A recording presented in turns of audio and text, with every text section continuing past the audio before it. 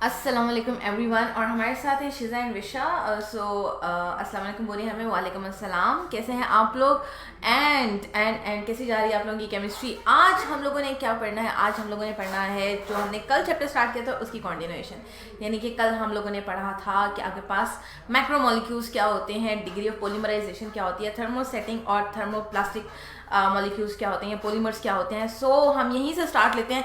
जल्दी से देखते हैं कौन हमें सबसे पहले बताता है कि what is the difference between thermosetting and thermoplastic polymers.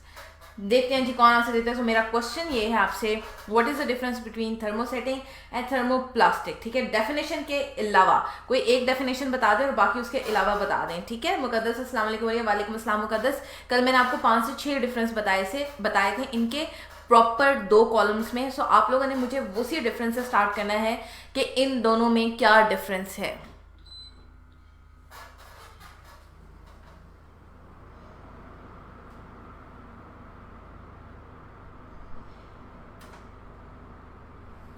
I am waiting for your answers. और उसके बाद आज हमने पढ़ना है उसके बारे में मैं थोड़ी डिटेल दे देती हूँ। उतनी देर आप लोग मुझे आंसर करो, मैं आपको लोगों को बताती हूँ कि आज हमने क्या पढ़ना है। आज हम लोगों ने पढ़ना है टाइप्स ऑफ पोलीमराइजेशन, यानी कि आपके पास पॉलीमर्स कितनी किस्म के होते हैं। कल हम लोगों ने बात की थी इसी के एक डिफरेंस में, इसलिए स्टार्ट इसको करवाया है कि एक जो आपके पास है थर्मोसेटिंग या थर्मोप्लास्टिक जो भी है, एक जो है वो एडिशन पॉलीमराइजेशन से बनता है, जबकि जो दूसरा है वो आपके पास कंडेंसेशन पॉलीमराइजेशन से बनता है। जब तक आप मुझे ये आंसर नहीं बताओगे तब तक मैं आपको पॉलीमराइजेशन कंफर्म नहीं कर सकूंगी। ठीक है,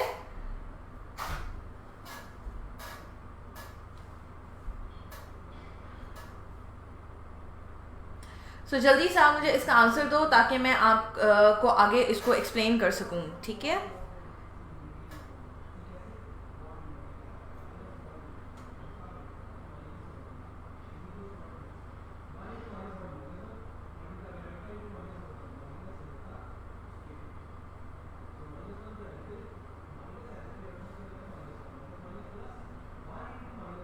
okay Visha, very nice. Thermosetting which cannot be reshaped again and again, yes, and thermoplastic can be reshaped. Okay, अगर आपने डेफिनेशन काफी इट्स नॉट डेफिनेशन या it's a difference.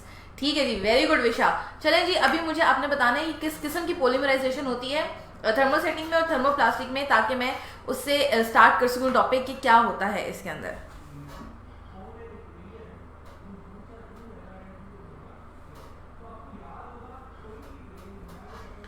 Okay, we got an answer from okay question अमीन रहमान साकी हैं। अस्सलाम वालेकुम ma'am बोल रहे हैं। वालेकुम अस्सलाम अमीन रहमान, कैसे हैं आप और कहाँ से हैं आप? किस कॉलेज में पढ़ते हैं, किस शहर में रहते हैं?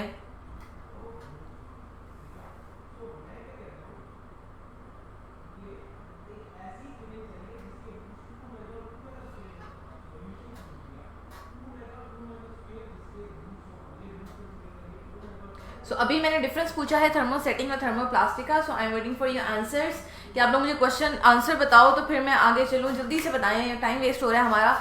लास्ट 30 सेकेंड्स है आपके पास, उसके बाद हम नेक्स्ट पे जाएंगे।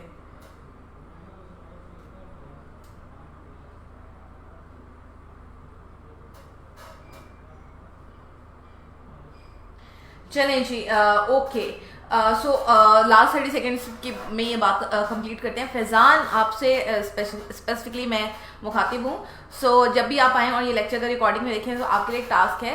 आपने मुझे कहा था कि आपने मुझे थर्मोसेटिंग प्लास्टिक्स बताने हैं। ठीक है, आपकी जो लैपटॉप होता है या जो कंप्यूटर होता है उसके पीछे एक वायर होती है विच हैज़ 2 स्पेसिफिक नॉब्स होती हैं, जिसकी नट्स होते हैं पीछे, वो आपकी थर्मोसेटिंग की एग्जाम्पल है। आपने क्या करना है, अगर आपको कहीं से वो ख़राब हालत में ये कबाड़ी की दुकान वगैरह से मिल जाते हैं, वो मिल जाएं, आपने उस प्लास्टिक को बर्न करना है और फिर उसके बाद आपने मुझे बताना है क्या वो बर्न होने के बाद सॉफ्ट हुआ या नहीं सॉफ्ट हुआ।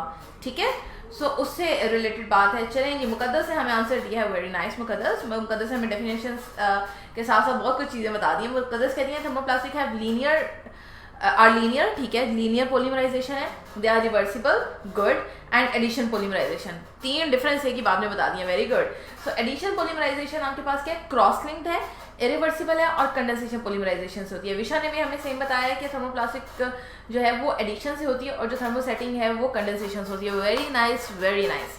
इसका मतलब है आप लोगों ने लेक्चर याद रखा है। इसी पोलीमराइजेशन को लेके हम आगे हमने चलना है कि एडिशन पोलीमराइजेशन किस तरह होती है और आपके पास जो कंडेंसेशन पोलीमराइजेशन है वो किस तरह से होती है, ठीक है। ये दोनों चीज़ें आज हमने पढ़नी है। अगर हम पोलीमराइजेशन की टाइप्स देखें तो हमारे पास जो पहला बंदा था वो था 1929 में कैरोथर ने सबसे पहले हमारे पास क्लासिफिकेशन की थी पॉलीमर्स की, यानी कि थर्मोप्लास्टिक क्या होते हैं या थर्मोसेटिंग क्या होते हैं, या इनको सॉफन किया जा सकता है, इसको सॉफन नहीं किया जा सकता, मतलब इसे प्रॉपर नहीं हमें बताया, लेकिन इसने ये ज़रूर बताया हमें कि आपके पास कुछ पॉलीमर्स जो होते हैं वो ऐड करने से बनते हैं, जबकि कुछ पॉलीमर्स में थोड़ा सा केमिकल रिएक्शन होता है और उसका कंडेंसेशन रिएक्शन होता है। अब condensation reaction is very specific जब आपने इस for the removal of water, कि यहाँ से वाटर क्या होता है, रिमूव होता है। कंडेंसेशन में दो मॉलिक्यूल्स केमिकली कंबाइन करते हैं और वाटर रिमूव होता है, जैसा अमाइनो एसिड्स की आप बात कर लो, ठीक है, वाटर इज रिमूव्ड।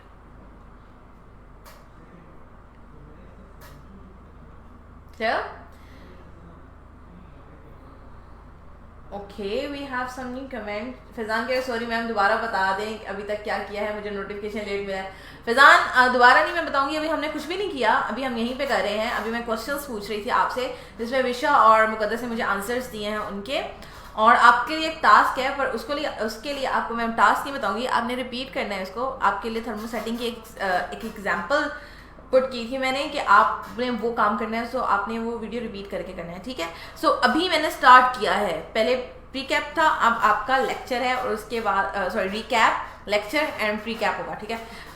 पोलीमराइजेशन हमारे पास क्या 1921 में कैरोथर ने दी थी। इसने कहा था कि कुछ कंपाउंड्स जो होते हैं वो दो मॉलिक्यूल्स के सिंपल मिलने से बन जाते हैं, जबकि कुछ मॉलिक्यूल्स में केमिकल कॉम्बिनेशन होता है, जैसा अमाइनो एसिड्स में पेप्टाइड लिंकेज बनता है, आपके पास कंडेंसेशन प्रोडक्ट आ जाता है। और को पोलीमराइजेशन में आपके पास डिफरेंट प्रोडक्ट्स जो होते हैं या डिफरेंट टाइप्स ऑफ मोनोमर्स होते हैं वो ज्वाइन करते हैं। 3 basic types of polymerisation are there, आपकी बुक में 2 ही दी हुई हैं, addition polymerisation and condensation polymerisation, ठीक है।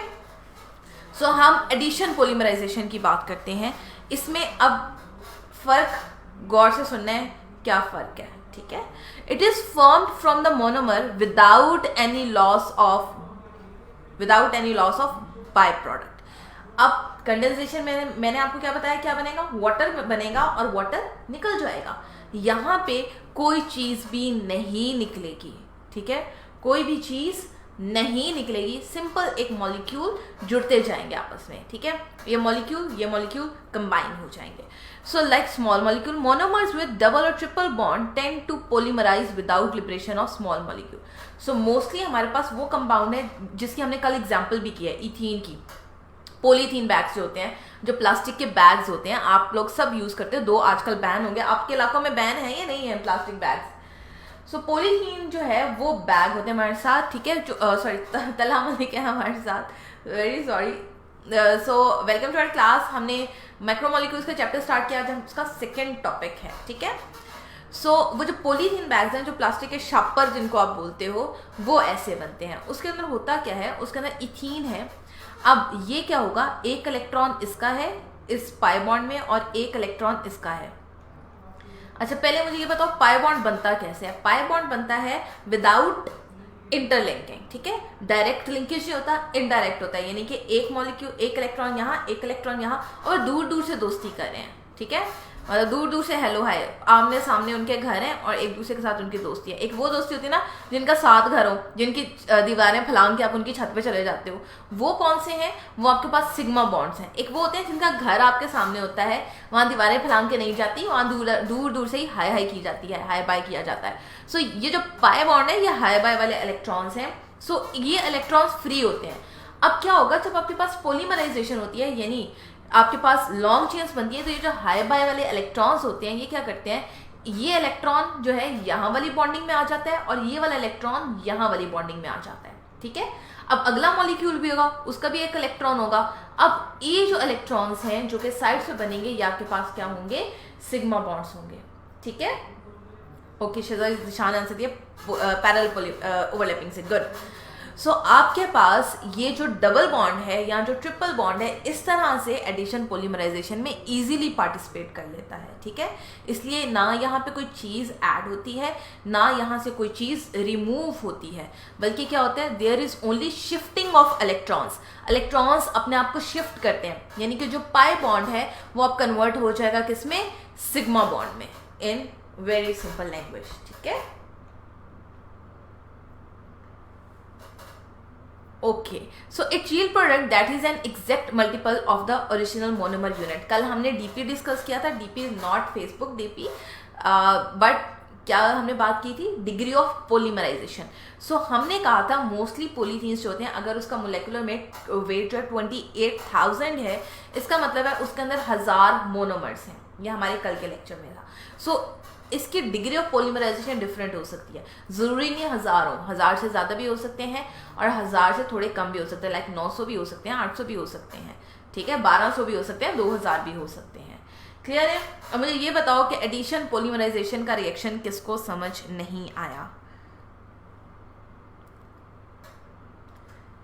अभी ये आगे है, आगे हमने करना है थोड़ा सा, लेकिन ये जो सिंपल सा प्रोसेस एक्सप्लेन किया, ये किस किस को समझ नहीं आया।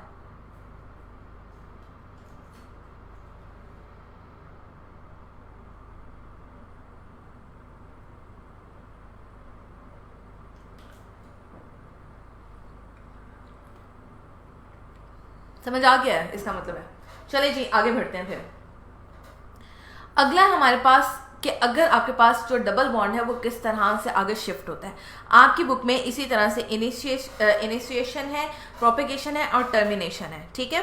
दो टर्मिनेशन का आंसर कहीं नहीं लिखा हुआ, लेकिन हम टर्मिनेशन करवाएंगे। क्लियर है बात। सो आपकी बुक में जो एग्जाम्पल गिवन है वो स्टाइलिन की है। ये जो आप डिस्पोजेबल ग्लास, फॉर्म वाले डिस्पोजेबल ग्लास नहीं होते, एक तो वो होते हैं ना जो गत्ते के होते हैं डिस्पोजेबल, वो वाले नहीं, एक वो होते हैं जो फॉर्मिक होते हैं, जो लंच बॉक्सेस भी फॉर्मिक होते हैं, बॉक्सेस नहीं होते, वो पॉलीस्टाइरीन मटेरियल है, ठीक है।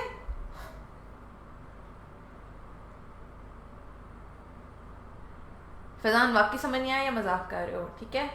सो चले मैं बता देती हूँ आपको किस तरह से होता है ये रिएक्शन, ठीक है। अब समझ आ जाएगा। आपने क्या करना है, सबसे पहले इसको स्टार्ट करवाना है। रिएक्शन को स्टार्ट कैसे करवाते हैं, तो स्टार्ट करवाने में हमारे पास जो रेडिकल फॉर्मेशन है वो बहुत ज़रूरी है। तो सबसे पहले क्या होता है कि हम हीट करते हैं इसको, ठीक है, इस कंपाउंड को हीट करते हैं और ये रेडिकल में कन्वर्ट हो जाता है, ठीक है। होगा क्या, हीट करने से इलेक्ट्रॉन एक्साइट होते हैं, ठीक है। जब हीट कोई चीज़ एब्जॉर्ब करती है, जैसे मकई के दाने हैं, हीट एब्जॉर्ब करें तो क्या होते हैं, उछलते फिरते हैं ना। तो यहाँ पे भी इलेक्ट्रॉन हीट एब्जॉर्ब करेंगे, उछलते फिरेंगे, और जब उछलते फिरेंगे तो कोई एक इलेक्ट्रॉन निकल जाएगा और आपके पास वो रेडिकल बन जाएगा। क्यों, क्योंकि ये मोस्टली मॉलिक्यूल की फॉर्म में इसलिए रेडिकल बनता है। एक इलेक्ट्रॉन निकल गया बॉन्डिंग का, पीछे एक इलेक्ट्रॉन रह गया। सो अब जो आपके पास कंपाउंड बना है वो क्या है, ये लॉन्ग चेन भी हो सकती है, लाइक R, ठीक है। Now CH2 double bond CH and C6H5। उसकी जगह आप ये मॉलिक्यूल भी ड्रॉ कर सकते हो, ये इसीलिए अलहदा से बनाया हुआ है ताकि आपको क्लियर हो जाए कि you can draw this benzene molecule. या अगर आप बेंजीन का स्ट्रक्चर लिखना चाहते हो, दैट इज फॉर्मूला लिखना चाहते हो C6H6, और H6 क्यों नहीं लिखा, कोई बताएगा मुझे? फैजान आप बताओगे मैंने यहाँ C6H5 क्यों लिखा है, मैंने यहाँ पे 6 क्यों नहीं लिखा? लाइक मेरे पास अगर बेंजीन है, सो ये तो C6H6 होता है, पर मैं यहाँ पे C6H5 क्यों लिख रही हूँ, बता सकते हो?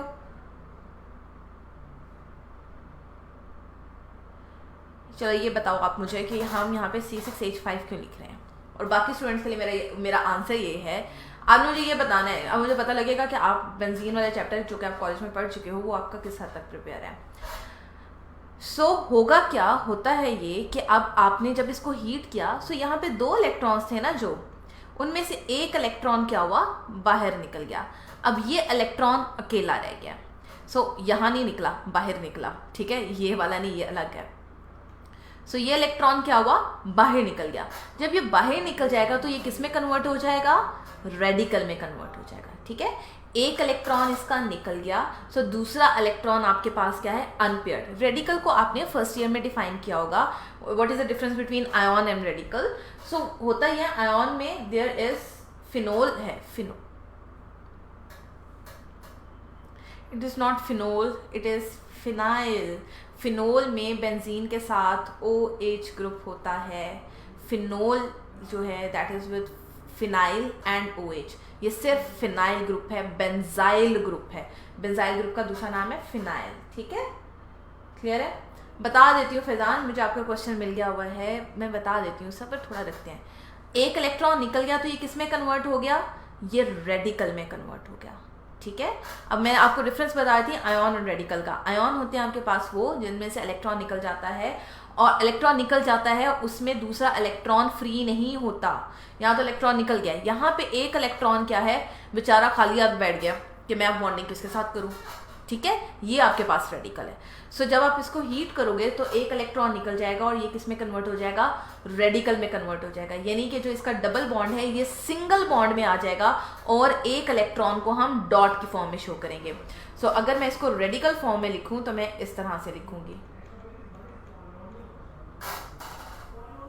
ठीक है, ये एक इलेक्ट्रॉन इसका फ्री इलेक्ट्रॉन है जो बेचारा नॉन बॉन्डिंग इलेक्ट्रॉन है। सो रेडिकल वो होता है जिसमें आपके पास एक इलेक्ट्रॉन नॉन बॉन्डिंग हो। ठीक है,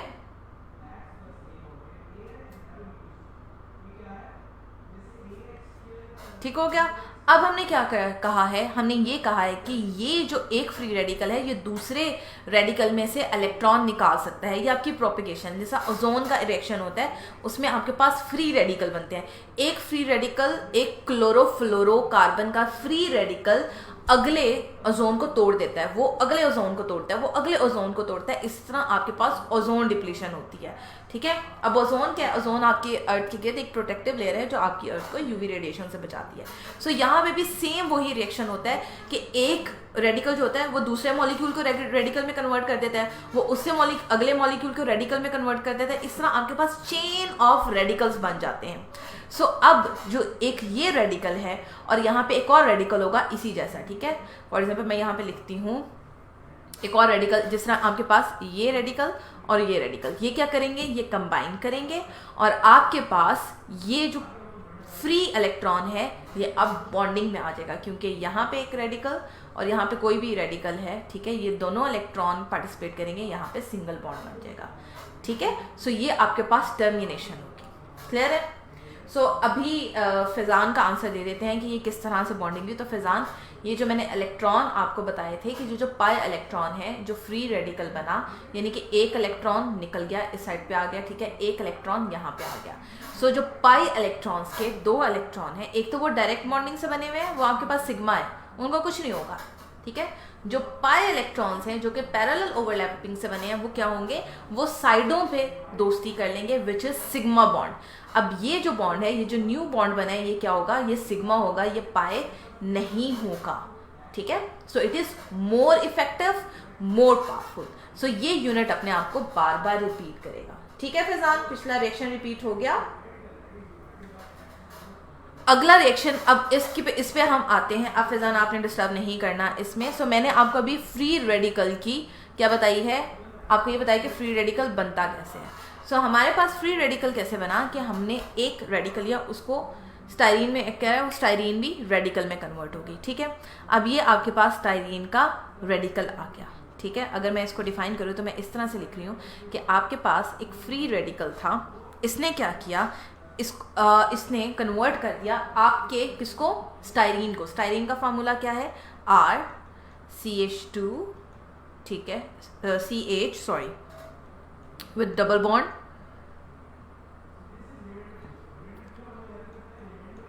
CH2 और एक के साथ आपके पास लगा होता है C6H5। ठीक है, सो हम इसके साथ लगाते हैं C6H5। सो इस तरह से मॉलिक्यूल है आपके पास। Finally I got eraser option, मेरे पास अरेज का ऑप्शन नहीं आ रहा था।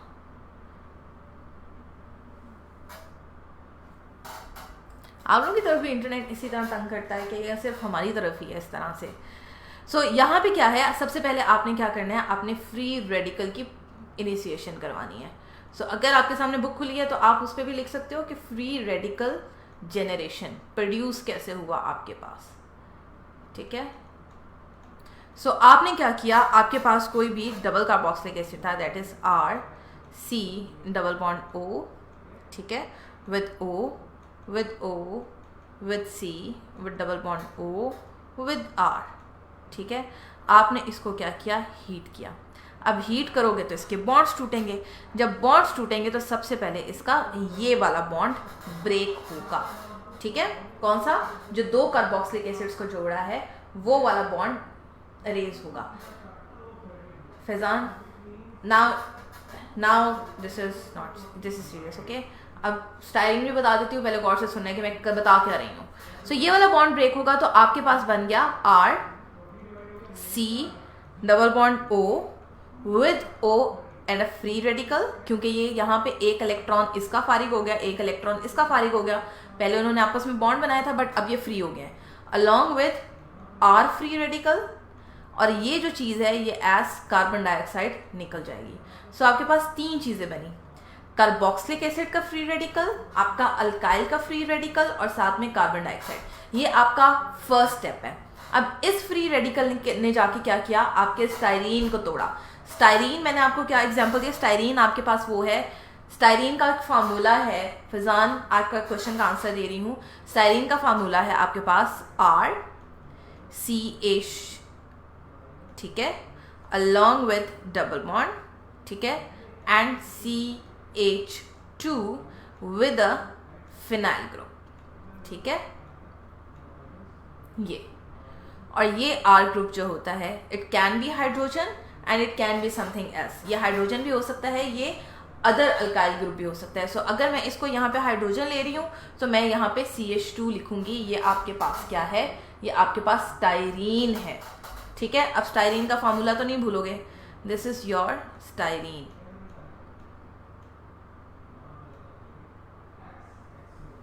ठीक है, क्लियर है।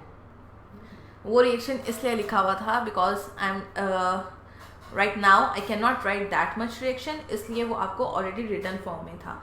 सो अब आपने क्या किया, आपने इसके ऊपर रेडिकल का अटैक करवा दिया, ठीक है। अब ये जो पाई बॉन्ड है ना, ये पैरेलल ओवरलैपिंग से है। अभी मैं दूर दूर से हाई हाई वाली बात की है ना, सो ये इलेक्ट्रॉन टूट जाएंगे, यानी कि वो पैरेलल ओवरलैपिंग या पाई बॉन्ड जो है वो आपका टूट गया, ठीक है। अब ये पाई बॉन्ड जब टूटेगा सो एक इलेक्ट्रॉन इसके पास आ जाएगा आपके पास, ठीक है, और एक जो इलेक्ट्रॉन है दूसरा इलेक्ट्रॉन इसके साथ आके बॉन्डिंग बना लेगा। सो अब आपके पास बनेगा CH2, इसके ऊपर एक बॉन्डिंग का साइन होगा, ठीक है।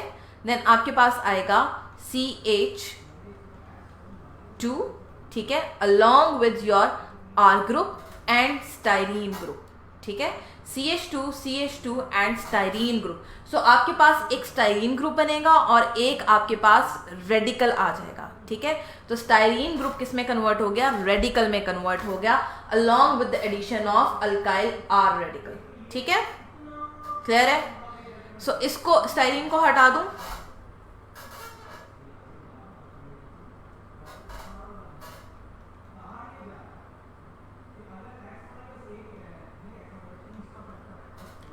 सो आपके पास फर्स्ट रिएक्शन क्या हुआ, दैट वन इज प्रोपोगेशन। दोबारा से बता रही हूँ, गौर से सुनिएगा कि किस तरह से आपके पास होती है, दोबारा नहीं पूछना है।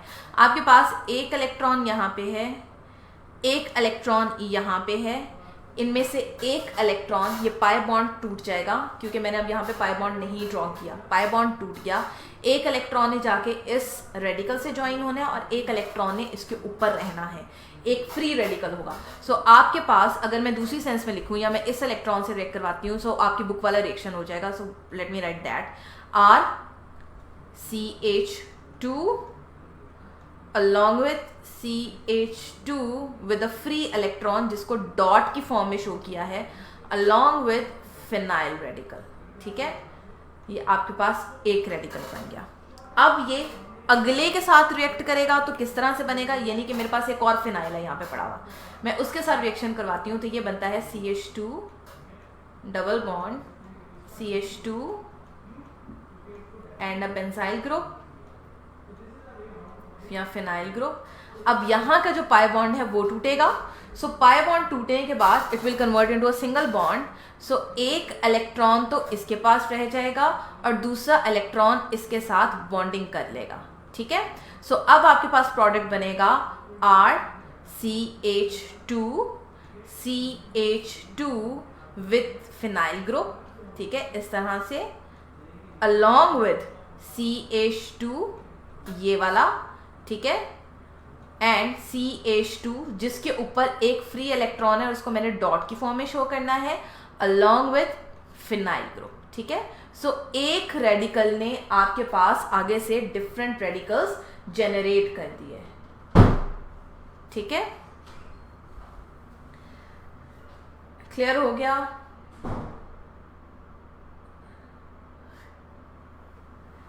अच्छा मुझे ये बताओ कि एक रेडिकल से आगे डिफरेंट रेडिकल कैसे बने, ये बात क्लियर हुई है या नहीं?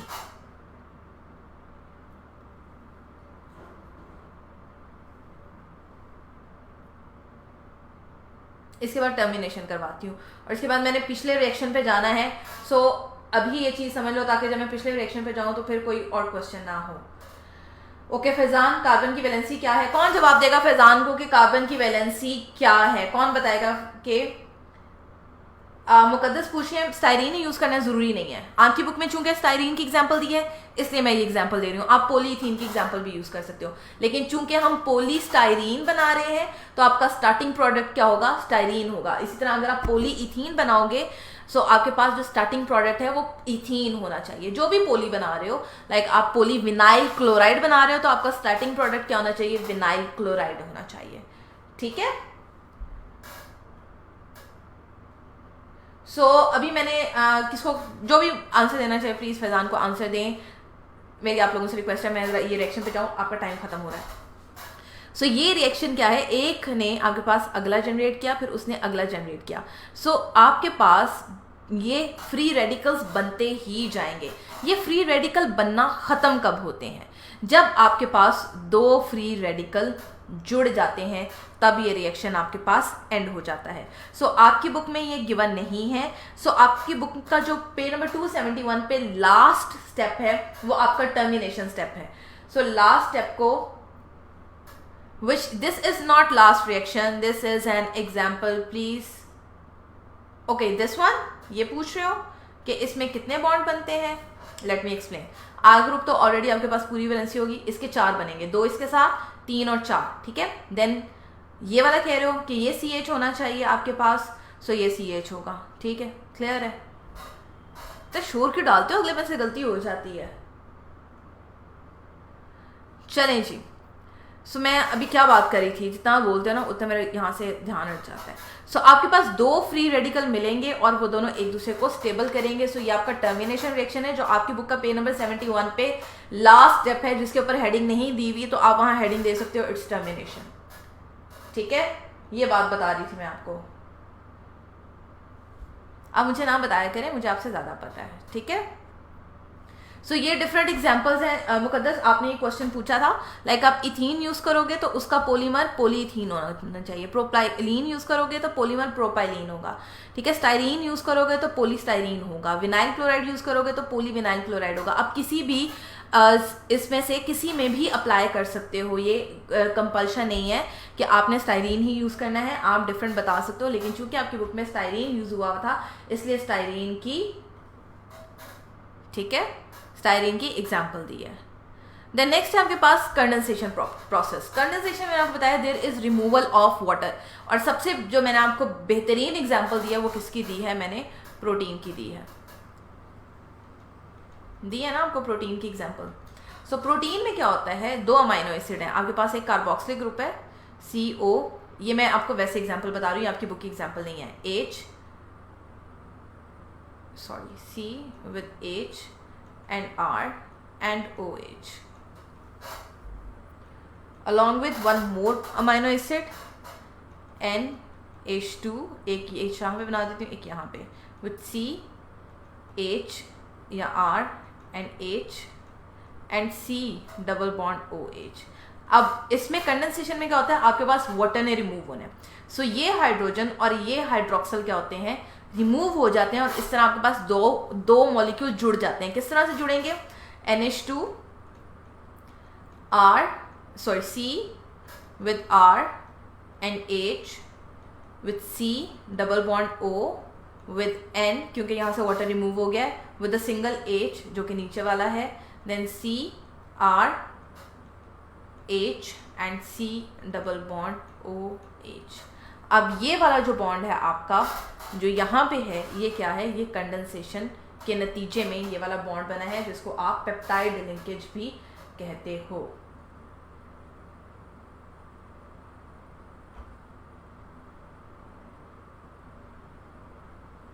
क्लियर है? सो आपके पास वाटर ने निकला है। आपकी बुक में जो एग्जांपल दी हुई है वो दी हुई है, एक उन्होंने पॉलीएस्टर लिए कि अगर अगर अगर अगर अगर अगर ये पॉलीएस्टर जो है आपके पास, एस्टर में क्या होता है, देयर इज COOR, जो एस्टर का फॉर्मूला है वो क्या होता है, C डबल बॉन्ड OR। सो जो एस्टर हैं वो आपके पास क्या होते हैं, कंडेंसेशन प्रोसेस से बनते हैं। सो उनमें हुआ क्या, आपके पास ये जिस तरह एक कार्बोक्सिलिक एसिड है वो दूसरे कार्बोक्सिलिक एसिड के साथ बनेगा, ज्वाइन होगा, तो वो आपके पास पॉलीएस्टर बना देगा। और उसकी एग्जांपल मैं आपको एक्सप्लेन कर देती हूँ कि फॉर एग्जांपल ये है आपके पास COOH वाला ग्रुप। लाइक अगर सिंपल वर्ड में करना है तो सिंपल वर्ड्स में भी कर देती हूँ, C double bond O with O and H, ठीक है, हियर इज R, ठीक है। अब एक और है यहाँ पे विद R ग्रुप। अब R ग्रुप CH3 भी हो सकता है, इसलिए मैं यहाँ पे CH3 ड्रॉ कर रही हूँ, ठीक है, CH3 C double bond O with O and H। और इस CH3 को थोड़ा एलेबोरेट करके लिख देते हैं, जैसे हमने NH2 को करके लिखा है, C H H and H। अब जब वाटर निकलेगा तो ये चीज़ यहाँ से क्या होगी, रिमूव होगी, और ये दोनों चीज़ें जुड़ जाएंगी, और जुड़ने को हम कहाँ पे लेके आ रहे हैं, आपकी कंडेंसेशन में लेके आ रहे हैं, ठीक है। सो आपके पास बेसिकली क्या बन रहा है, एस्टर बन रहा है। यहाँ पे भी एस्टर बना है मोस्टली, ये दिस इज पॉलीएस्टर आपके पास। ये जो है ये आपके पास नायलॉन है, और नायलॉन की एग्जांपल आपने आगे भी करनी है, इसलिए टेंशन नहीं लेने की क्या चल रहा है। और दूसरा आपको मैंने प्रोटीन की एग्जांपल दी है, आप प्रोटीन की एग्जांपल भी इसमें कोट कर सकते हो कि इस तरह से हमारे पास कंडेंसेशन पॉलीमराइजेशन होती है, ठीक है। So this is the end of your polymerisation. इसको करते हैं यहीं पे ख़त्म। और आपका होमवर्क ये है कि आपने एक एडिशन और एक पॉलीमराइजेशन रिएक्शन, अब एडिशन में आप विनाइल क्लोराइड मुझे करके दोगे, यानी कि CH2 डबल बॉन्ड CHCl, इसकी पॉलीमराइजेशन आपने करनी है, ठीक है, with the help of addition polymerisation. वो तीनों स्टेप करोगे, इसमें आपके पास इनिशिएशन भी आएगा, आपके पास प्रोपेगेशन भी आएगा, आपके पास टर्मिनेशन भी आएगा। R ग्रुप आप वही ले लो जो आपके बुक में गिवन है, विच इज डाइकार्बोक्सिलिक एसिड।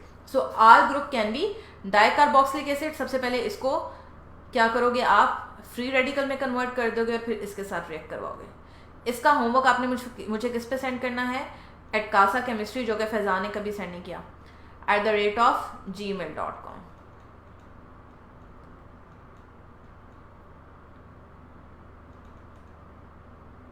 और कंडेंसेशन पॉलीमराइजेशन में आप मुझे पेप्टाइड, पॉलीपेप्टाइड बना के भेजोगे, जिसमें 6 अमाइनो एसिड होने चाहिए एटलीस्ट, ठीक है, ताकि मुझे पता लगे कि आपने रिएक्शन आता है या नहीं आता। क्लियर है?